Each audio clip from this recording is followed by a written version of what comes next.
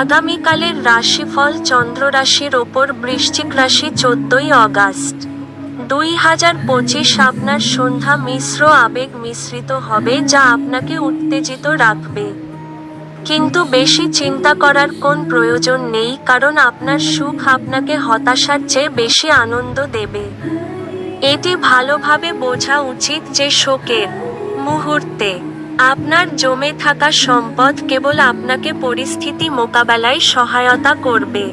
অতএব আজ থেকে সঞ্চয় শুরু করুন এবং অতিরিক্ত ব্যয় এড়িয়ে চলুন। পারিবারিক সমস্যাগুলিকে অগ্রাধিকারের শীর্ষে রাখা উচিত।